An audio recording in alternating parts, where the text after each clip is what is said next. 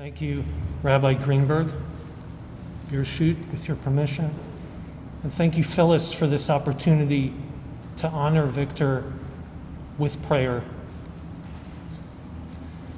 Victor was my father-in-law, but he was much more than that. He was a friend, and he was a mentor, and he was always a presence, and he was an inspiration, I think, not only to me, but I know to his family and to his friends and to all who knew him. I know, Phyllis, the kindness that you showed him, the care that you took for him, and the love meant so much to all of us. And it was an inspiration for us to see the connection that you've had over 58 years of marriage, how well you knew each other.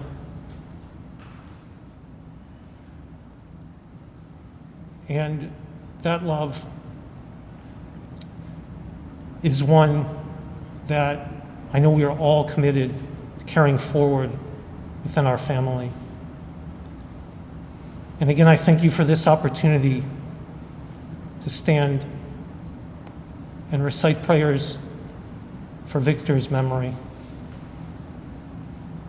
And I thank the family as well, Allison, the pride that Victor had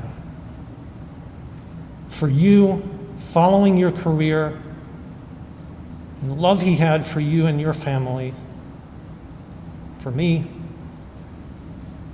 I know how much he loved to talk shop with you, to go to conferences with you, to talk about patient care, challenges, and so forth,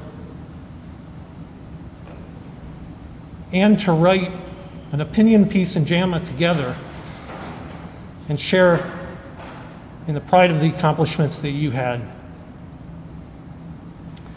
And David, the way that you're able to identify problems and address them and explain them, this is very similar to his very special abilities that he had throughout his career in a one-on-one patient interaction and also on a societal level when he addressed problems that we'll hear about later. And I know the pride that he had in you as well, and in Edward, who I always saw that special connection that you had, and I can see his spirit in you as well, always in your eyes and in your soul. And he took pride in his grandchildren, who loved him so much, who had the very special opportunity to get to know their grandfather. Every single one of them spent time with him, thank God, before he fell ill. Naomi, who's dialed in from Los Angeles and sends her regrets that she couldn't be here, although she wanted to so much. Jacob, who's here with us today. Benjamin, who is also attending from Jerusalem, Israel. And Zach, who is also here, as well as Ella, who's here as well. Victor represented, for me, what is best in our tradition. As we learn from the Bible in Micah 6:8, where he captures what is the essence of our tradition: to live justly, to do acts of loving kindness, and to walk humbly before the Lord. Loving kindness is actually called chesed in the Bible. And what chesed means is not exactly clear, but the Talmud spends many pages trying to figure that out. One of the highest levels of chesed is felt to be that which is done when a person takes care of another who cannot reciprocate because of illness or because they're at the end of life. That is a lifetime of what Victor did, practicing chesed. And I want to acknowledge two angels who are with us today, who practiced chesed with Victor at the end of his life, Raul and George. And there are others who helped to take such great care of him at the 80th Street residence and before that when he was at home. And the true chesed here is the care and the love that they showed him every day for many years without any chance of having a direct reciprocation of their loving kindness. That's true chesed. And how glorious it is after a life of living chesed to have that reciprocated within your own life at the end of your days. Phyllis, I bring you a prayer from my father, to honor Victor, from one pop-pop to another pop-pop. Mi ya'aleh b'har Adonai, u'mi yakum b'nkom kodsho, niki kapayim uvar levav, asher lo nasa lashav nafshi, v'lo nishba lamirma. Who may ascend the mountain of the Lord, and who may stand in his holy place?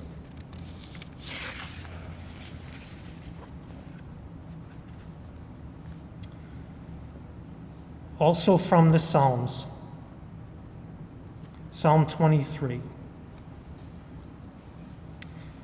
Mizmor leDavid, Adonai roi lo echzor, binot asher yarbitzeni, al mei menuchot yanachaleni.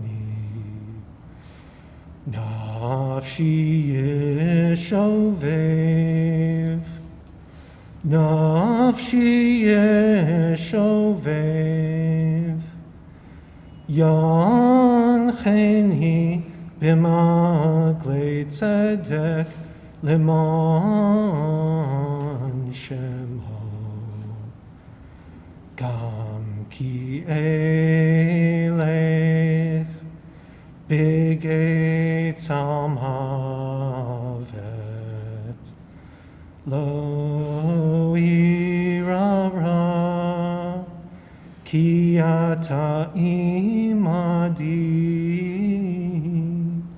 shiftecha umishantecha, shiftecha umishantecha, hema yenachamuni, taroch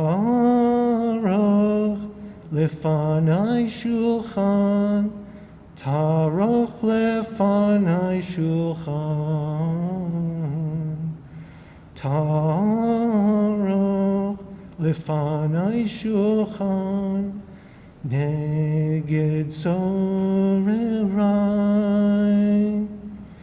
dishanta bashemen roshi, dishanta bashemen roshi, dishanta bashemen roshi, kosi revayam,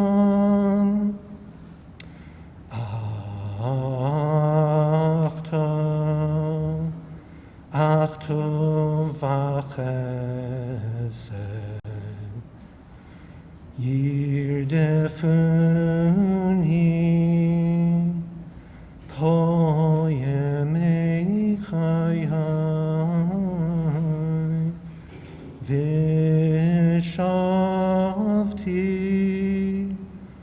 v'shavti beveit Adonai,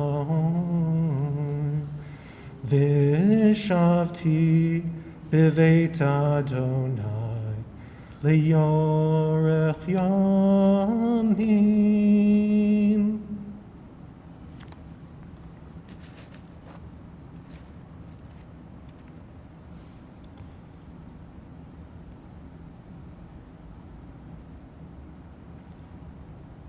This is actually not the first time that Victor passed away. 27 years ago was the first time. He was at a doctor's meeting and he had a cardiac arrest. And he was resuscitated to a large degree because of the efforts of one of his colleagues who had been a nurse in the coronary care unit prior to her medical career. As an aside, Victor has always held nurses and allied professionals directly engaged in patient care in the highest esteem. Maybe this is why.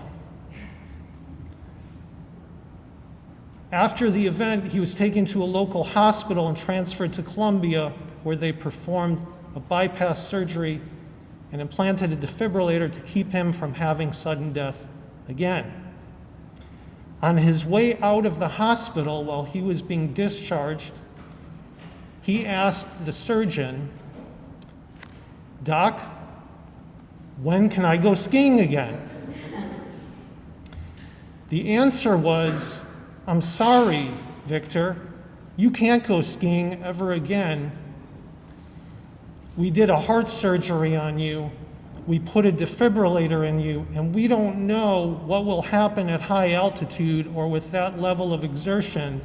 We cannot allow you to go skiing again."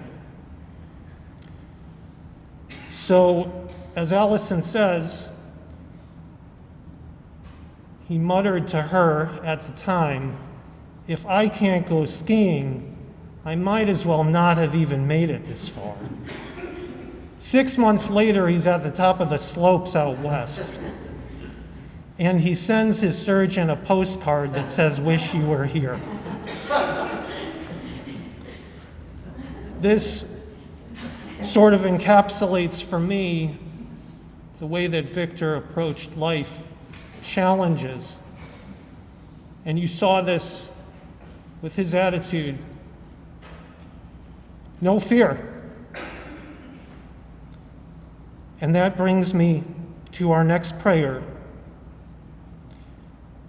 This whole world is but a narrow bridge, and the key thing is not to have fear. Kol ha'olam kulo gesher tsar me'od, gesher tsar me'od, gesher tsar me'od, kol ha'olam kulo gesher tsar me'od, gesher tsar me'od. V'ha'ikar, v'ha'ikar, lo lefached klal, v'ha'ikar, v'ha'ikar, lo lefached klal. It was probably 20 or so years ago that Victor and Phyllis and Albert and Claire used to come over to our house on the high holidays, and we'd spend the afternoon together. And for the afternoon service, Victor and Albert would join me and we would go back to the synagogue. Sometimes I would lead or read Torah, but most of the time I enjoyed just sitting next to Victor and Albert and enjoying a little bit of small talk, maybe nodding off, and just taking it all in. One time we're sitting in the synagogue, And Victor leans over to me and he says, "You know, I'm a very spiritual person. When I was younger, I wanted to be a rabbi." I looked over at Albert. Wait, what? Where's this going? And he went on. When I was younger, I wanted to be a rabbi. Or a priest. I was really not that particular. So at that service, we say a prayer, Shalom Rav. Peace be unto you, peace be unto your families, peace be unto the whole people of Israel and to the whole world. Shalom Rav al Yisrael Amcha Tasim Leolam. Shalom Rav al Yisrael Amcha Tasim Leolam. Ki atahu melech Adon Lechol HaShalom. Ki atahu melech Adon Lechol HaShalom. Shalom Rav al Yisrael Amcha Tasim Leolam. Shalom Rav al Yisrael Amcha Tasim Leolam. V'tov be'einecha levarech et Amcha Yisrael bechol eitu v'chol sha'a b'shlomecha. Shalom Rav al Yisrael Amcha Tasim Leolam. Shalom Rav al Yisrael Amcha Tasim Leolam. Tasim Leolam. Tasim Leolam. Shalom Rav Papa.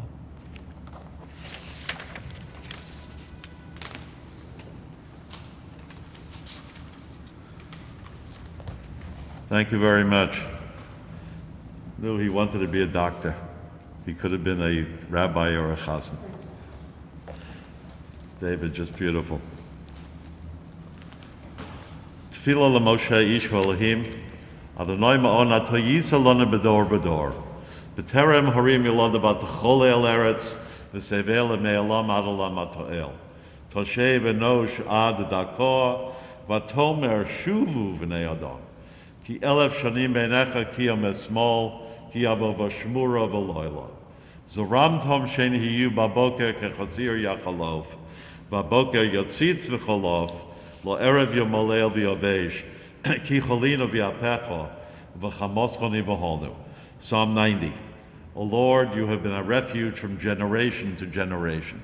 Before the mountains were born, before the earth was fashioned, from eternity to eternity, you are everlastingly God. But man, you crumble to dust. You say, return, O mortals. 1,000 years are in your sight as a passing day, an hour of night. You sweep men away and they sleep, and like grass they flourish for a day. In the morning they sprout afresh. By nightfall they fade and wither. In your anger we are consumed, in your wrath we are overcome.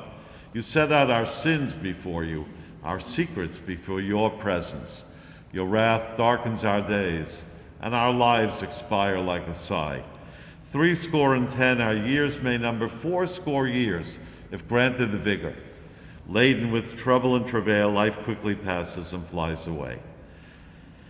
Who can know the power of your anger, and who can measure the reverence due to you? Teach us to use all of our days, that we may attain a heart of wisdom. O Lord, how long must we suffer? Have compassion upon your servants. Grant us of your love in the morning, that we may joyously sing all of our days. Match days of sorrow with days of joy, equal to the years we have suffered. Then your servants will see your power, then their children will know your glory. V'hinoam Adonai Eloheinu aleinu, u'maseh yadeinu konenu aleinu, u'maseh yadeinu konenehu. The favor of the Lord our God be upon us. He will establish the work of our hands, and the work of our hands he will surely establish. The mysteries of life and death are beyond human understanding. We are perplexed and overwhelmed when pain and anguish befall those whom we love. In sorrow confronted by death, which has taken Dr. Victor Grann from our midst, we feel our frailty. Like delicate flowers, we flourish only for a day. Eternal God, Shepherd of Israel, guide us, your flock, with love and with compassion. If in our grief and desolation we stray from you, don't abandon us, but draw us closer to you, and grant solace and comfort to those who mourn. And may their lives together help to sustain them, add to the blessing which is theirs, in the memory of the life of Victor Grann. In the valley of the shadow of death, beside the still waters and in the green pastures, you, O Lord, are our shepherd. Be our strength, our shield, our stay and our comfort throughout all of our days. And let us all say, Amen. Dear friends, we've gathered here this afternoon to say a sad yet a fond farewell to Dr. Victor Grann, beloved husband to Phyllis, and dear father to Allison and David and Kira, and Edward, and the Nachas in his life and in your life, Phyllis, as well, of your grandchildren, Naomi and Jacob, Ben and Zach and Ella, friends and family here with us today and on Zoom as well. I would just like to share a brief thought with you, and a brief story with you as well before members of the family wish to speak. But every week in the synagogue on Shabbat, on Saturday, we read on a continuous basis the Torah, the Bible. Not borrowing holidays and regular times, whatever. When we finished last Saturday, the next Saturday we pick up the story right where we let off, and we read that particular portion. We do that every single week until the entire Torah has been read in its entirety. And of course, we will be coming to the end of the reading of the Torah this coming Sunday, Simchat Torah, the end of the Torah reading. And when we read the very last sentences, what do? We go right back to the beginning. So it becomes a continuous cyclical reading of the Torah without any ending whatsoever. Before the virus, the pandemic, hit us and disturbed our lives and turned our lives upside down, we read in the synagogue back in January what I find the most exciting part of the Torah reading, the exodus of the children of Israel from the land of Egypt. God takes one nation from the midst of another nation. God takes the Jewish people from slavery to freedom. Moses and God lead the Jewish people out of Egypt to Mount Sinai. There God and Moses confer for 40 days and for 40 nights. God gives the Jewish people in the world the greatest gift given to mankind, the gift of the Torah, the Bible. And then he sends the Jewish people out on this 40-year journey in the Sinai desert. You shouldn't think that they were just roaming around all over the desert. We're talking about over 2 million people. And over 2 million people just not roaming around all over the desert. But God would lead them to a specific spot. They would set up their camp, they'd set up their tents, they'd be there X amount of years. God would say, okay, time to move on. They'd pack up their belongings, move to the next spot. In effect, they were in the desert for 40 years, but not roaming around. The first stop that they make after they leave Mount Sinai, God tells Moses, okay, now you are a free people. Now you have a way to live your lives through the observance of the mitzvot, the commandments dictated in the Bible. But now you need a place to worship me. God instructs Moses to make in the desert what was known as the Mishkan. The Mishkan was the tabernacle in the desert. One section of the Torah deals with the construction of this tabernacle. Tremendous, tremendous detail, down to the inch. The rings, the hooks, the curtains, inner curtains, outer curtains, floorboards, tremendous detail. After it was erected, God tells Moses, okay, now you need some furniture in the tabernacle. He instructs Moses to make the 7-branch candelabra, known as the menorah, which was made out of pure solid gold, which we to this very day still symbolically light on the holiday of Hanukkah. They made the Mizbeach, the altar where the sacrifices were done. But then there was one interesting piece of furniture I'd like to share with you that I think is very indicative of your husband, your father, your grandfather's life, Victor Grann, the type of a human being that he was in his lifetime. God instructs Moses to make the Aron. The Aron was known as the Ark of the Covenant. If you saw the movie, The Raiders of the Lost Ark, and you remember when they showed us what the Ark looked like, they were able to reconstruct it because it was in such detail in the Torah and the Bible. A rectangular box made out of acacia wood. It was overlaid mibayas or michutz. It was overlaid on the outside and the inside with pure, solid gold. And even in those days, gold was a very precious commodity. The cover of the ark were two cherubim facing each other, their wings outspread, almost touching. That was overlaid in pure gold as well. The two sets of the Ten Commandments. The first set that Moses broke, the second set, quote, replacement set, were both put into the ark. The cover was put on. It was never opened again. No one would ever see inside the ark again. The rabbis asked an interesting question.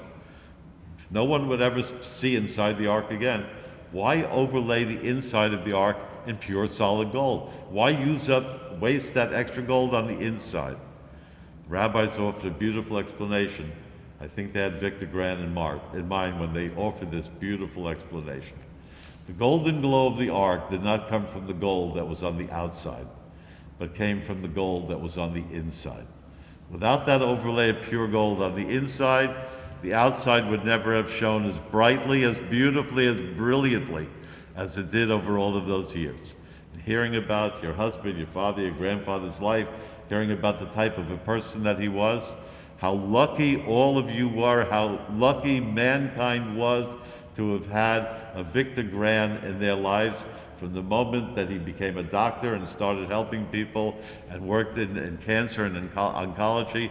And then I don't have to tell you, of course, that wasn't enough for him. He first became a professor at Columbia University and extended his knowledge and his expertise to people who needed it along the way.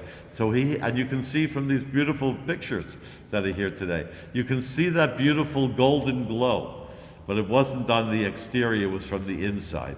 It came from his heart, from his neshama, from his very inner soul. We've known people throughout each one of our lives, you talk to them 10, 15 minutes, they tell you everything they think you want to hear. They don't really mean it. Hopefully we catch on that golden veneer tarnishes. That wasn't the case in Victor's life from day one till his very last day here on earth. I know the difficulties of Alzheimer's these last few years, and Phil is to say to me that they recognized each other the last weeks as well. Thank God. Thank God for the years that God granted him here. Thank God for what he has given back to humanity, not only to humanity, but to the most important part of his life, you, his family. You were job number one in his life. You were the part of his life that he enjoyed the most, that he got the most nachas out of in his lifetime as well. And how lucky all of you were that you had a husband, a father, a grandfather, a friend like Victor Grann in your life. We'll now have the opportunity to hear from members of the family as well about his life. First, I call upon his daughter, Allison, who would like to speak to us.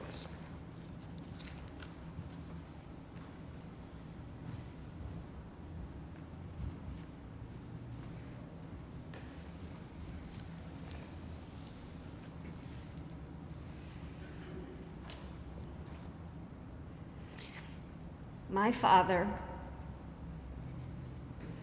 father was a great man.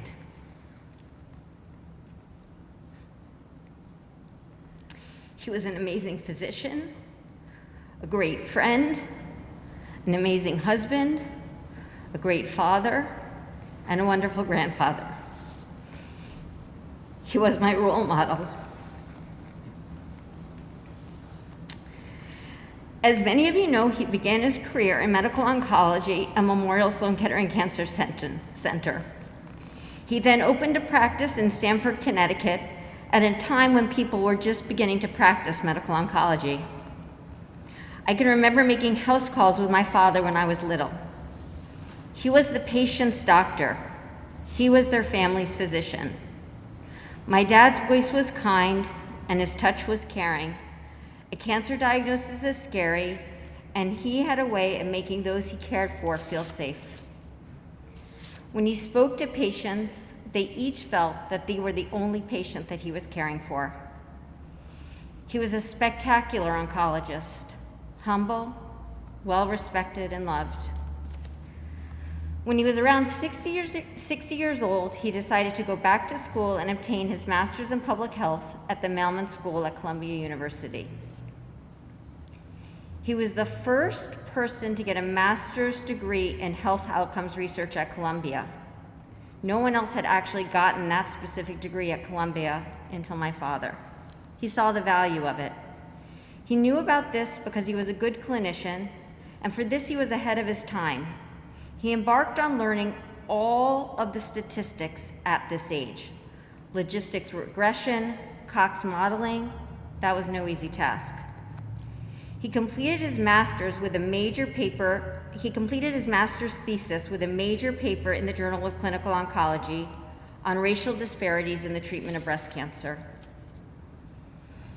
After publishing his paper, he got a K Award from the National Institute of Health. He was the oldest person ever to receive this grant. A K Award is a career development award, and these are typically given to young clinicians just completing fellowships. But the National Cancer Institute recognized what my dad could accomplish even in his early 60s. He spent 5 years doing excellent research on quality of care for patients with BRCA1 and 2 mutations. Again, he was way ahead of his time. He was one of the first studying learned decision modeling. Today we hear about these genes in the news, but this was the beginning evolution of understanding how particular mutations increase cancer risk and if there were effective ways in cost analysis to limit the risks. He knew cancer so well, his knowledge of oncology was so intimate, it made him an outstanding researcher later in life. Ultimately, he became a professor in 3 departments: the Department of Medicine, the Department of Epidemiology, and the Department of Healthcare Policy at Columbia.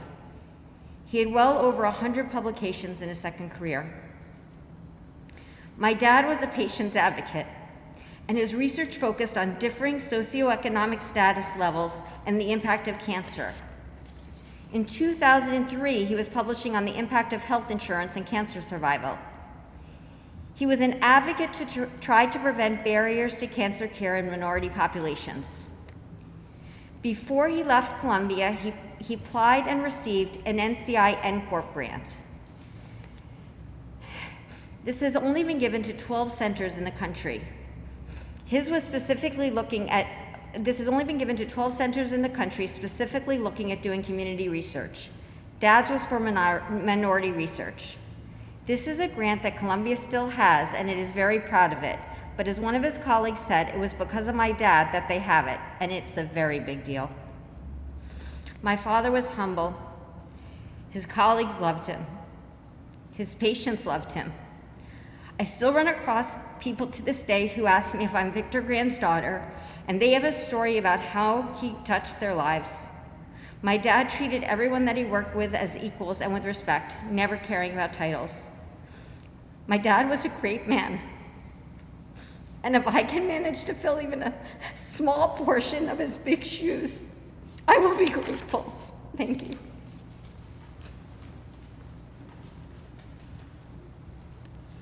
Thank you very much. We now hear from a childhood friend, Albert Grossman.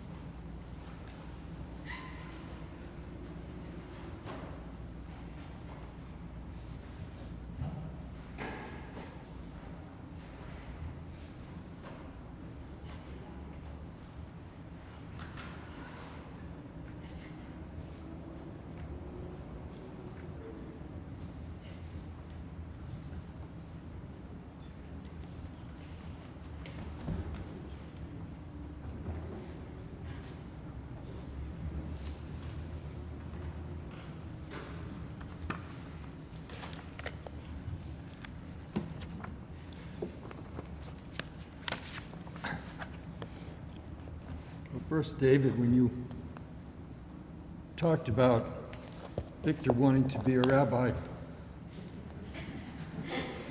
I had all these flashes. Because I remember when he came to me and said, I think I want to be a rabbi. And he took it pretty seriously.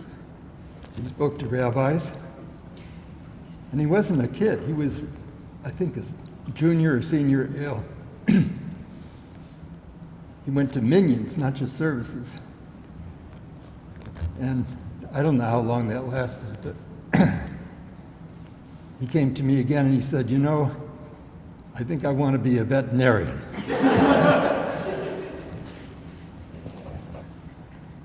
And then finally, in his senior year, he said, I'm going to go to medical school. I'm going to be a doctor. But it sort of reminds me that after his career, his wonderful career, that he had the courage at age 60 to take on a new career and again be successful. But it's courage, and in each of those choices, he was trying to give. He wasn't interested in himself, really. He was interested in giving.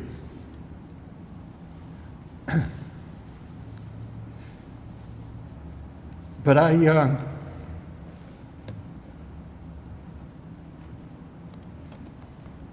Vic and I go back over 70 years. We met in Ocean Beach in New London at a pinball machine, actually. And we did all the things that kids do. Played poker on the beach,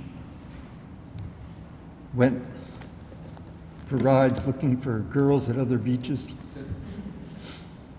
And then we worked together he was a busboy, we were busboys at Lighthouse Inn. And I don't know whether you know that, but Victor and I built the Nautilus, the submarine. We worked at Electric Boat Company as painters. And then I followed him to school, and we ended up in the same college, Jonathan Edwards. And he actually was my mentor. He introduced me to Brooks Brothers. And he taught me how to scuff my white bucks, so I would fit in with all the preppies. And we also, together, started all of the sports that became important to Victor. And I shared with Victor the photograph over here on the right. That was the fun part of Victor. We started out with skiing, and we went on our first ski trip together, which we decided to do, I think it was the end of March. And at that time, there were only perhaps a dozen ski resorts in the country. So we hit Bromley, there was slush, then we went to Stowe, and then we went to Montreal, outside of Montreal, I can't remember the place, and that was the only place that had snow. But they only had two choices. There was a beginner slope that was virtually flat, and must have been a double triangle that was basically vertical. And I said, I'm not going on either of those. And Victor said, I'll see you later. And he went up to the vertical one. And all I can say is I'm waiting there, and all of a sudden I see something rolling down the hill. And that was our trip.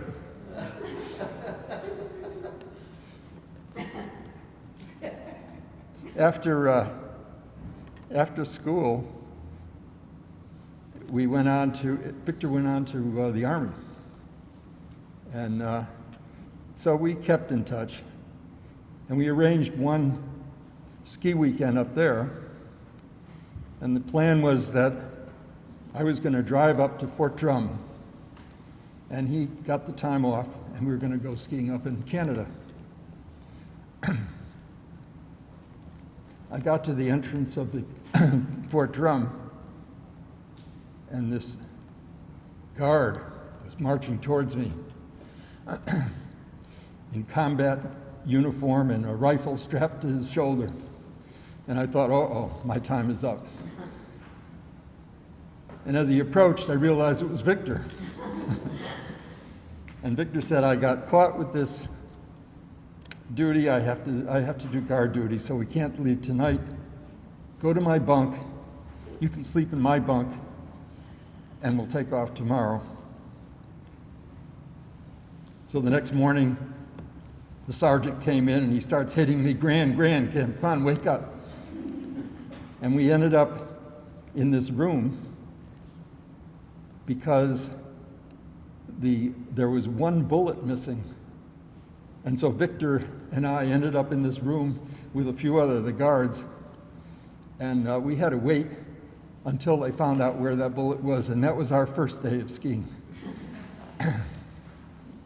We also started other things during our college years.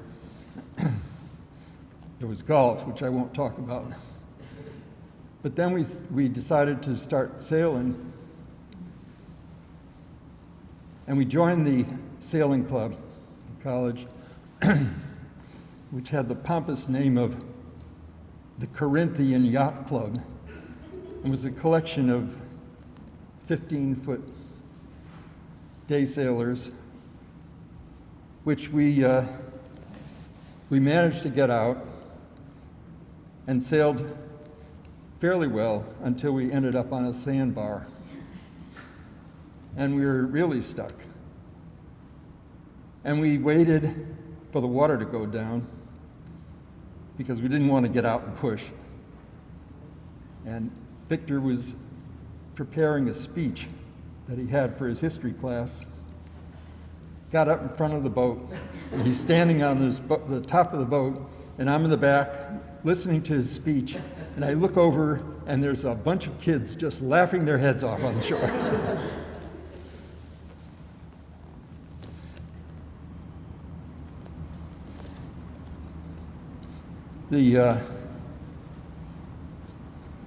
After college, Victor went off to study, after the Army rather, he went off to study medical school. And we didn't see that much of each other, but I remember one time he came back and we were walking and he said, I met the woman that I'm going to marry. And so from then on, it was Phyllis and Victor and family. And Claire and Phyllis became close, and we did a lot of stuff together. And it was Victor's passion. Sailing was his passion. And we did a lot every summer.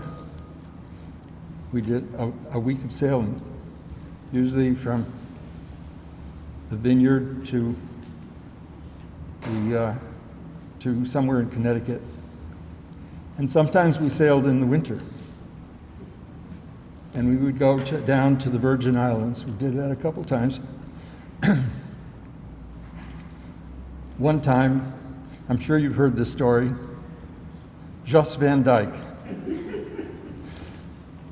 We all went to Jos van Dyke for our first night, and the first night we went over to Foxy's, which was the hot spot at Jos van Dyke, and we had a great time.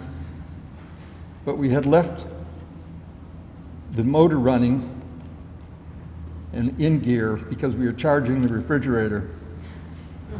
So when we came back, we found that we were getting closer to the boat in front of us, and someone on the boat started yelling in German, something, anchor. So we started pulling on the anchor, and the more we pulled, the closer we got to the boat, And as well as that boat, other boats started coming closer to us, and we realized that what he was talking about was to cut the anchor, and we had wrapped our anchor around the other boats. But what happened after that was the next morning we snuck out of that harbor so that no one would see us. And for the rest of the trip, we were hearing conversations where people were talking about this boat that was a menace over at Van Joss Harbor. Now, so many memories. So many memories. I remember going to, being in a theater, a movie theater, and I discovered that Victor was in the same theater because from the back of the theater, I could hear this unmistakable laugh. And that was Victor. That was part of Victor. It was the Victor that Allison talked about, and his successful careers and his accomplishments. And David talking about his marriage and his loves, his love of Phyllis and his love of his kids and his grandkids. And he loved life.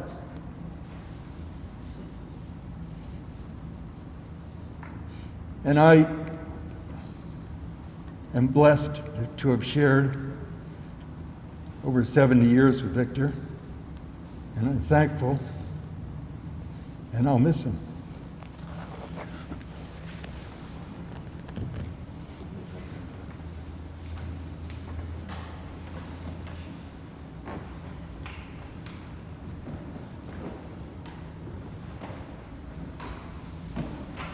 Thank you very much. No memory is better than the relationship between a grandfather and a grandchild. We now have the opportunity to hear from his grandson, Jacob.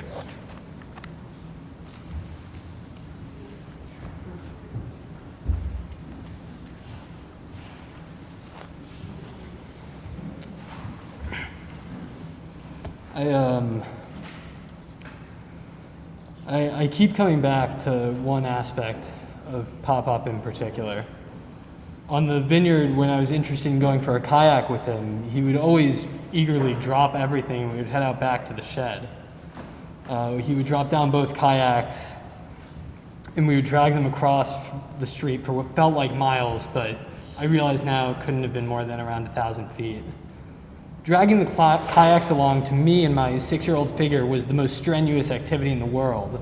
It was a Sisyphean effort to exert myself more than I knew possible just to get to the end of the beach, drop the kayak in the water, and then exert myself some more. So I've been curious as to why I did that. For a while, I just assumed it's what kids do. Kids do as they're told, so I did what I knew to do with Pop-Up.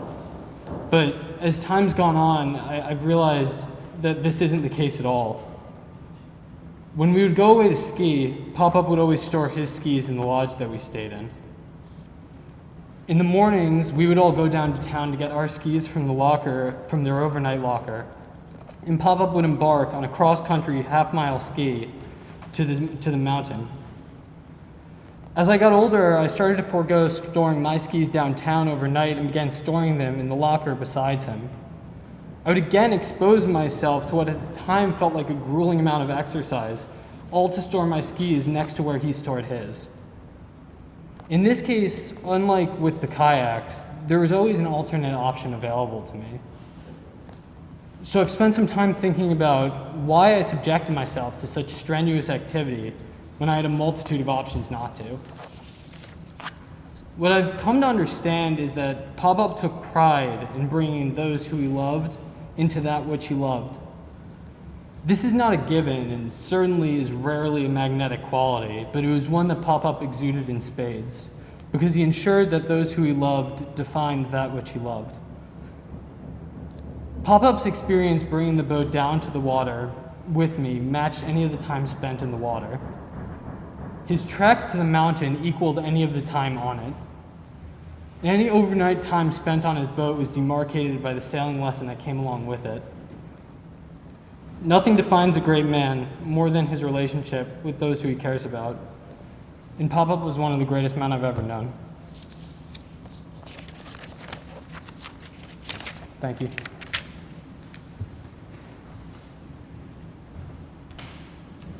Thank you very much. Our last speaker will be son David.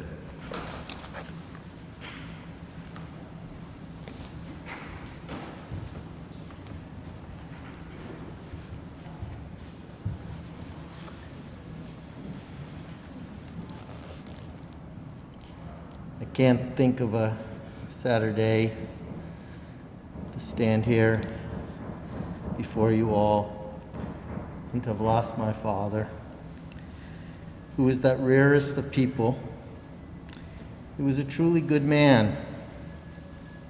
He was someone who loved his wife, devoted himself with all his fiber to his children and friends, and looked after his patients as if they were his own, members of his family.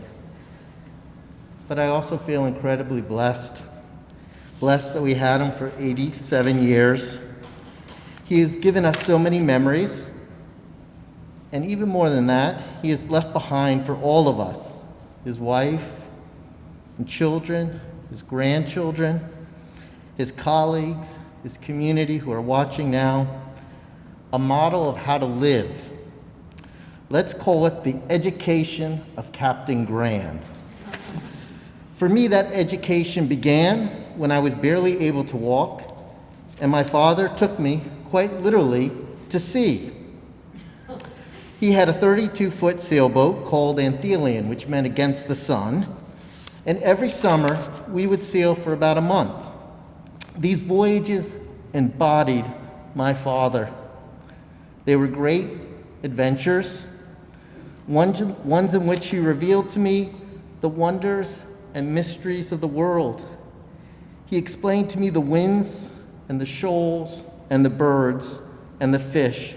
And at night he would cook on a grill on deck and show me the stars and how they moved.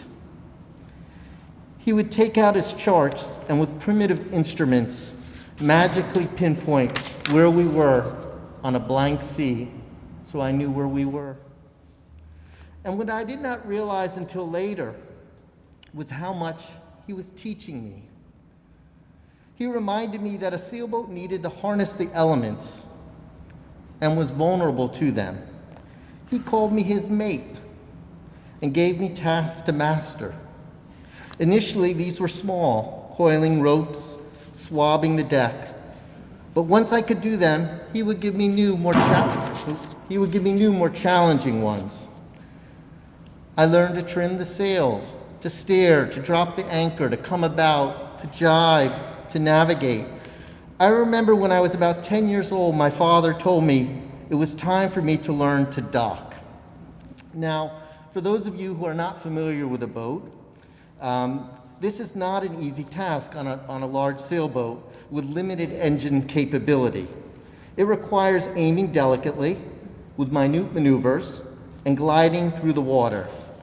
Our dock jutted out only about 10 feet from the rocky shore, so if I messed up, I would crash and ruin the boat, and the boat ranked just below the children. I felt this enormous sense of pride that he had asked me, and I also felt terrified. I remember him standing beside me. He could tell I was nervous, and he lay his hand on my shoulder, as if to simply say, I'm here. And more than that, he was saying, I have faith in you, and you must have faith in yourself. I held the wheel, shifting it ever so slightly, directing the bow this way and that. That's right, he said. Now just a little bit to the left and a little bit to the right. That's just right. I docked, and without him announcing it, he had taught me yet another invaluable lesson. Now, even at sea, my dad never saw us as being entirely alone. We were part of a community, There were other vessels heading in their own directions, bound with their own hopes and dreams.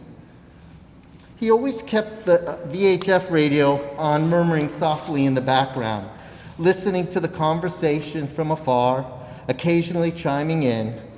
Yet the main reason he listened was in case someone sounded a signal of distress, a mayday. No matter where it came from, no matter how far away, my father would turn our boat around and race to the rescue. That's the kind of doctor my father was too, as Alison spoke about. He was a cancer specialist who took care of people who were often very sick. He understood that treating patients was not merely about medications, but listening to them, truly caring for them in body and soul. He had a rule that he didn't want to treat neighbors because he knew them, but they would all plead with him to take care of them, and in the end, he could not turn them down. He would visit people who weren't his patients, friends and sometimes friends of friends, sometimes simply sitting by their side so they wouldn't not be alone as they were dying. I remember one Sunday we were at home and the doorbell rang, and I opened it, and a father and a young boy who my dad had treated were at the door holding a live chicken. They had been unable to pay for the medical bills, but my father had continued to care for the boy, who is now in remission, and they wanted to give the chicken to my father to express their gratitude.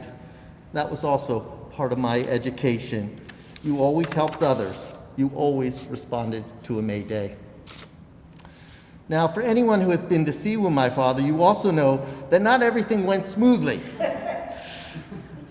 He had a tendency to sail into storms with a kind of mad, joyous Ahabian glint. Even during moments of calm, mishaps sometimes occurred, or as the saying goes, and forgive the setting for this, shit happened. When we were once chartering the sailboat, as Albert described, in the Caribbean, we anchored in that harbor, and it was New Year's Eve when this was happening. And we were going below, and we were just about to nod off when we felt that jolt. And we felt the ship suddenly shuddering, and we ran up on deck. And sure enough, Dad had accidentally, not being familiar with that boat, he had left the throttle in forward rather than neutral. And as we looked out, we were suddenly pulling all these other boats towards us whose anchor lines we had crossed as if by some centrifugal force. And as Albert said, and I still will never forget this, Edward and I were on the bow, and these two Germans on another boat in their Speedos were yelling at us, "Pull the anchor, boys, pull the anchor," with a few expletives thrown in. And finally, my father rather coolly told us to cut the anchor line, and we cut the anchor line, and we escaped without calamity. And as Albert said, we then slipped out of the harbor. But we were all struck by, because it was like our shame, as we would go into these other ports, everywhere on the harbor, and we would hear at every table, I'm not kidding, we would hear, "You remember that captain? He brought in New Year's, barreling his boat right through the harbor. New Year's exploded like a firecracker." And, we were all kind of embarrassed, and my dad would just look at me with a little mischievous smile, as he always would after a madcap adventure. And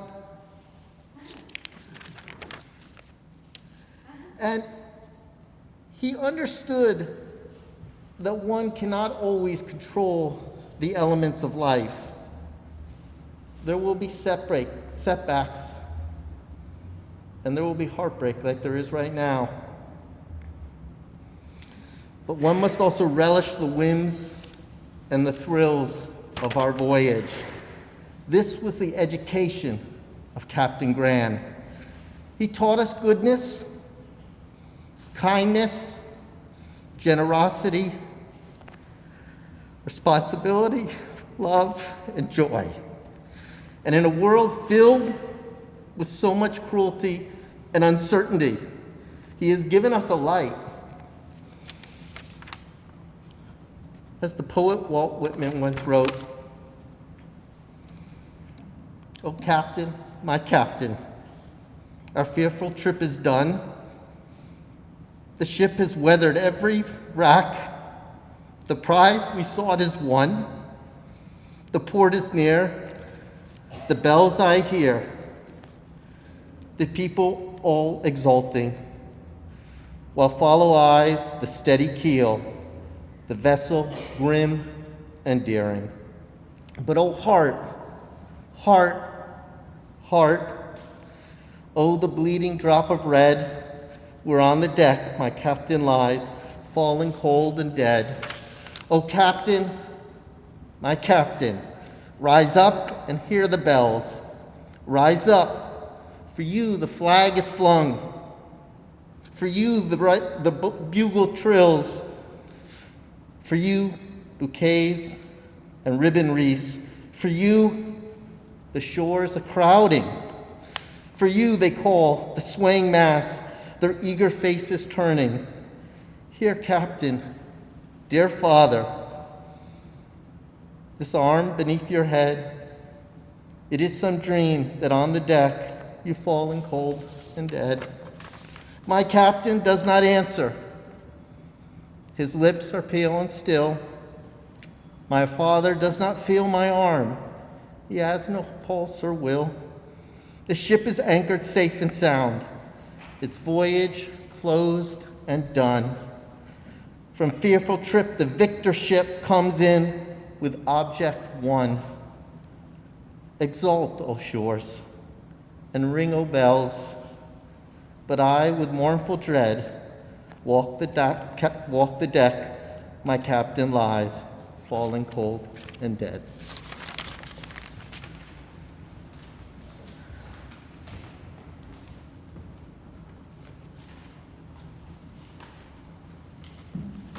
Thank you very much. So to you, Dr. Victor Grann, we say you came in peace, you lived in peace. We hope and we pray now that his repose will be in peace, now and forevermore. Let us all say, Amen. We conclude now with the memorial prayer, which will be followed by the Kaddish prayer here as well. As you know, the interment will take place tomorrow in Martha's Vineyard, and the family, the formal Shiva begins technically Sunday evening after the Sukkot festival is over. I ask you please to rise for the memorial prayer. Elohai salichos chanu v'rach v'merach apayim rav chesed. Hamsei chaporas pesha v'akrovas yesha u'menucha nechona tachas kadfei hashchina. B'malos kedoshim et tahorim kezohar horokia mashirim. Es nishmas Zev ben Avraham shehalach la'olamo. Ona bala rachamim zochro l'tova kol zochu yosav v'tzikosav bi'artzos hachayim. Ufesach lo sharei tzedek v'ora sharei chemla v'chanina. V'seiser kenefecha hasirehu l'olamim. V'yitzror b'tzror hachayim es nishmaso Adonai hu nachlaso. V'yanuach v'shalom al mishkavo v'nomar Amen. O God, exalted and full of compassion, grant perfect peace in your sheltering presence amongst the holy and pure to the soul of Dr. Victor Grann, Zev ben Avraham, who has gone to his eternal home. Master of mercy, we beseech you to remember all the worthy and righteous deeds that he performed in the land of the living. May his soul be bound up in the bond of eternal life. May he rest in peace. Let us all say, Amen. We conclude now with the recitation of the Kaddish prayer.